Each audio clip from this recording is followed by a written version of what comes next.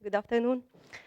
Actually, it's such a pleasure to be here today between all of you and presenting my country at one of the best universities in the world, Stanford. But unfortunately, the other Palestinian delegate, Ahmad Salah, wasn't able to be here between us today, as the Israeli government did not give him the permit to be here today. They decided that it's better for him to be in Gaza, the largest open-air jail ever, and not to be here and to talk about his initiative or his project.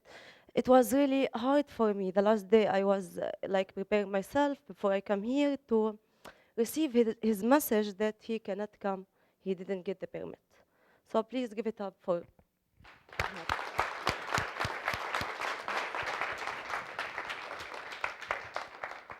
Actually, I didn't come here today to talk about the Israeli-Palestinian conflict. But this is the problem and the cornerstone of our suffering in Palestine. That the Palestinian youth, wherever we turn our eyes, wherever we go, we face this. We face this conflict, and we face that we have to talk about it. I would love to talk about something else. I would love to talk about my project, my work, my achievement, not about the conflict. But this is it. I have to talk about it. So, taking to my project and my initiative, actually, I'm going to say a small story, a little story about myself. Growing up with my family in Hebron, my big family actually in Hebron, was all about studying hard, getting high marks at the, getting very high scores at the high school, and being accepted by any medical school in the world. My father, may he rest in peace, wanted to have 7 doctors in the house. Unfortunately, we have only 2. So, so I met their expectations. I studied hard. I got 95% in the high school, and I was accepted by the medical school in Jerusalem. I went there. I thought I wanted to be a doctor, but after only 1 or 2 weeks, I discovered this is not. I want to be something else.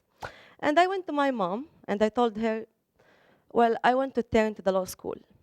She, I just can say she got nervous, okay? And say, you have to study, you have to continue, you have to be a doctor. This is the best choice. You can be something else. So I have studied, I have tried.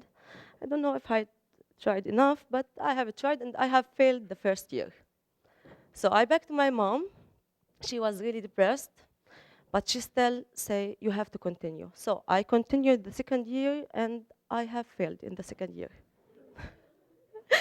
And after that, I just achieved this, and I have turned to the law school, which I've always dreamed about.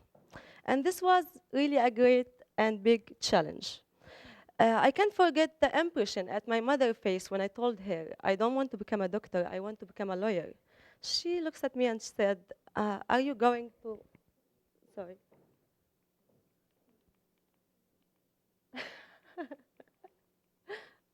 Okay. So she looked at me and said, are you going to turn from medicine to law? I said yes.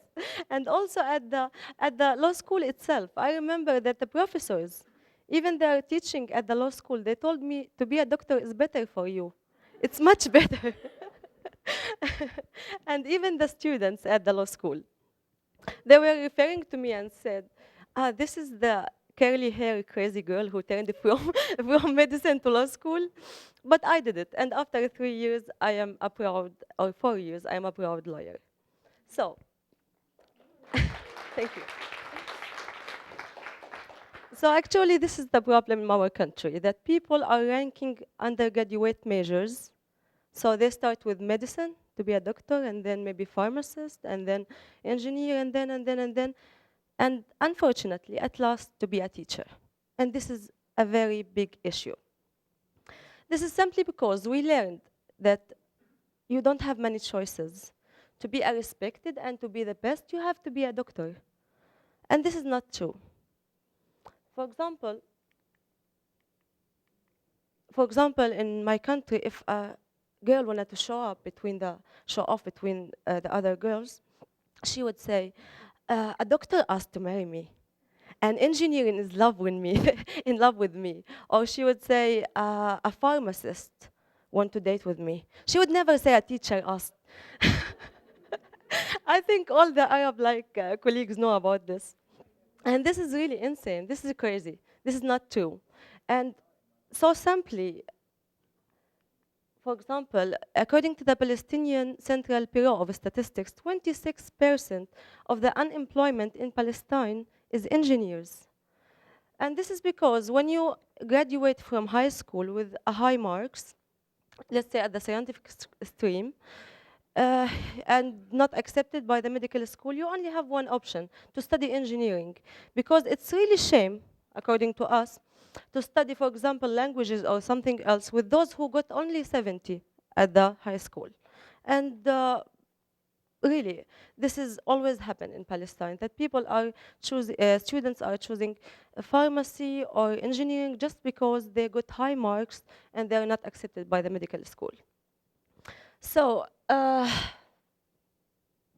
now I am working on this issue with the community development and continuing learning institution in Palestine. It's an NGO in Bethlehem, Palestine. We're working with STC project, School to Career, which is funded by the International Youth Foundation. It is American organization working with youth all over the world.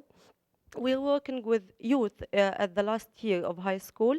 We equip them with the tools, knowledge, and experience to identify and to choose their pathways for the future.